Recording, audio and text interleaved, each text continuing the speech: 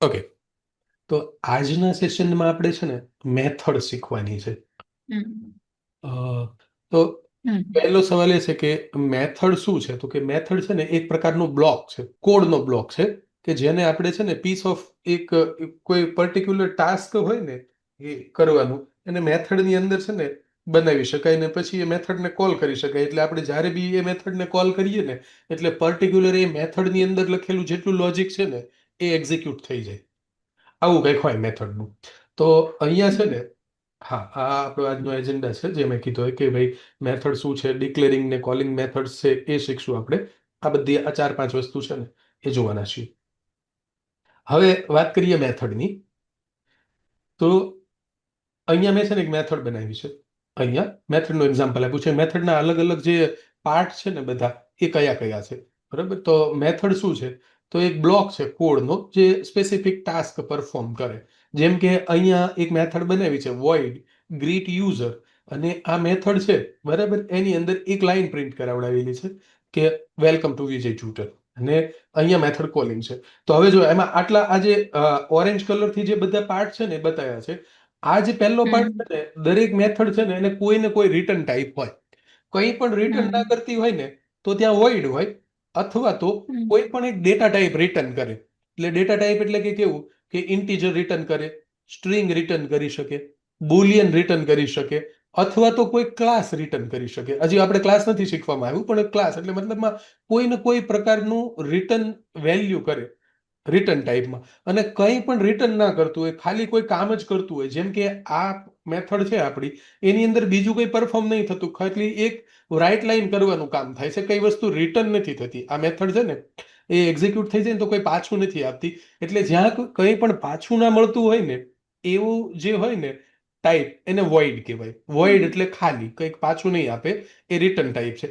આની પહેલા બી એક એક્સેસ મોડિફાયર આવે, પણ એને આપણે પછીથી જોઈશું. એ પબ્લિક, પ્રાઇવેટ, પ્રોટેક્ટેડ એવા એક્સેસ મોડિફાયર આવે, પણ એ આપણે ઓબ્જેક્ટ ઓરિએન્ટેડ પ્રોગ્રામિંગ જોઈએ ને ત્યારે જોવાના છે, એટલે આમાં લખ્યા નથી અહીંથી. આપણે અત્યારે મેથડને સિમ્પલ રાખીએ.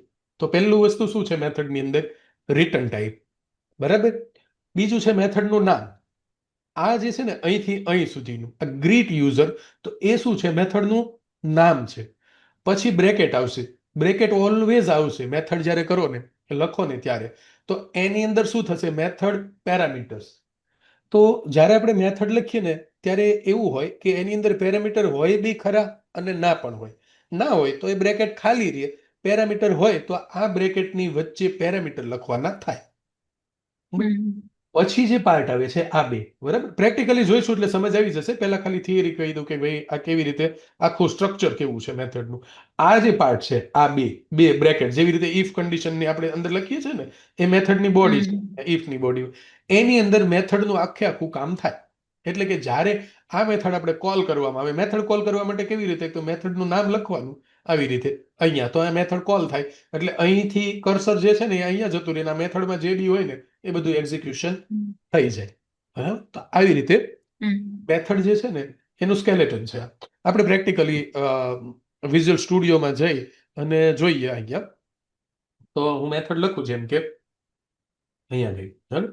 હવે મેથડ જે છે ને એ ક્લાસની અંદર લખવાની હોય. તો આ જે છે ને આપણું જે આ હમ હમ અહીંયા પ્રાઇવેટ સ્ટેટિક વોઇડ મેઇન, તો આ એક મેથડ જ છે, હમ બરાબર. તો કેવું થાય કે જ્યારે પ્રોગ્રામ રન થાય ને ત્યારે એકચ્યુઅલમાં મેથડ રન થાય છે. શું થાય છે?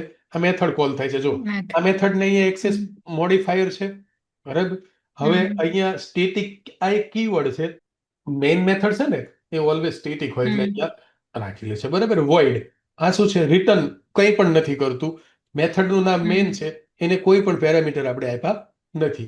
તો હવે આ જે મેથડ છે ને, આપણે અત્યાર સુધી શું કરતા હતા? જે બી કામ કરતા હતા એ આની અંદર લખતા હતા અહીંયા. હવે હમ આપણે શું કરશું? એક નવી મેથડ બનાવીએ. નવી મેથડ હમણાં આપણે જે એક્ઝામ્પલ જોયું ને એ જ લઈએ. જેમ હમ કે વોઇડ, અહીંયા લખીએ ગ્રીટ યુઝર, અને મેથડના પેરામીટરમાં અત્યારે હું કંઈ પણ આપતો નથી, ખાલી empty parameter. Empty parameter return type પણ કંઈ નહીં, એટલે વોઇડ. પછી અહીંયા લખવાના બ્રેકેટ, બરાબર. તો બ્રેકેટ કરી અને આપણે અહીંયા એન્ટર આપીએ. એન્ટર આપીએ ને એટલે નીચે આવી જાય. હવે અહીંયા મને કઈ કામ કરાવડાવવું છે કે જ્યારે હું આ મેથડ કોલ કરું ત્યારે શું થવું જોઈએ, તો કે console ડોટ રાઇટ લાઈન અને અહીંયા હું લખું મેસેજ પ્રિન્ટ કરાવડાવું. એટલે આ શું થયું, એક મેથડ થઈ. હવે આ મેથડની અંદર જે લખેલું છે ને એ મારે કોઈ ટાસ્ક પરફોર્મ કરાવડાવવું હોય ને તો મેથડને કોલ કરવી પડે. તો કોલ કરવા માટે શું કરવાનું, મેથડનું નામ લખવાનું અને મેથડના પેરામીટર પાસ કરવાના. તો મેથડનું નામ શું છે, ગ્રીટ યુઝર. પણ અહીંયા છે ને રેડ લાઈન આવે છે, અહીંયા રેડ લાઈન આવે છે અહીંયા. કેમ કે આપણી જે આ ઉપરની જે મેથડ છે ને આ એક મેથડની અંદર આપણે બીજી મેથડ કોલ કરીએ છીએ, એક મેથડની અંદર બીજી મેથડ કોલ કરીએ છીએ. પણ ઉપરની મેથડ કેવી છે, સ્ટેટિક મેથડ છે, બરાબર. અને નીચેની મેથડ આપણી છે ને એ નોન સ્ટેટિક મેથડ છે. કેવી છે, નોન સ્ટેટિક. તો હાલ માટે છે ને આપણે શું કરી દઈએ, અને સ્ટેટિક કરી દઈએ. એટલે છે ને બંનેના ટાઈપ સરખા થઈ જાય ને તો એ કોલ થઈ જાય. જો કોલ થઈ ગઈ ને, બરાબર. અહીંયા આવ્યું આપણને શું બીજું એક ખબર પડી, અહીંયા જો વન રેફરન્સ લખેલું દેખાય છે.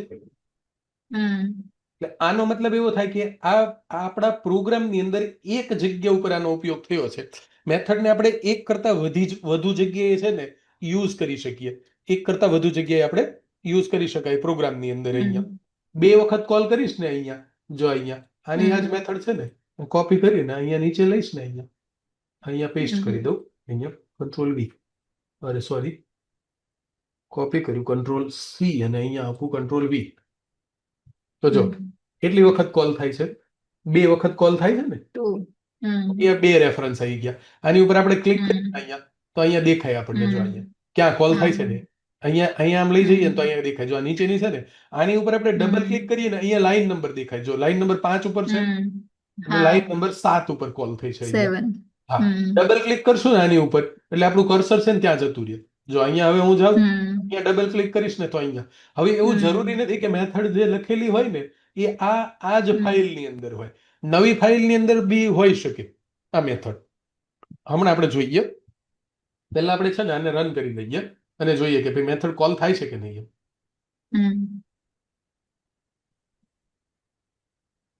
જો આ પહેલી વખત શું થયું, આ પહેલો મેસેજ પ્રિન્ટ થયો. હવે શું થયું, console ડોટ રીડ લાઈનમાં અટક્યું છે અહીંયા આપણી પાસેથી ઇનપુટ લેવા માટે. પછી બીજી વખત કોલ થાય છે. એટલે માનો કે હું અહીંયા એન્ટર આપું અહીંયા તો પછી ફરી વખત પાછી કોલ થશે. જો બીજી વાર કોલ થઈ. એટલે આ શું થયું, એકનું એક ટાસ્ક 2 વખત મારે પરફોર્મ કરવું હતું અહીંયા, તો 2 વખત મેં અહીંયા કોલ કરી શક્યો. એટલે મેસેજ કેટલી વાર પ્રિન્ટ થાય છે, 2 વખત. એટલે મેથડ લખ્યા પછી મેથડને આપણે શું કરીએ, મેથડનો કોડ હોય ને એને રીયુઝ કરી શકાય વારંવાર.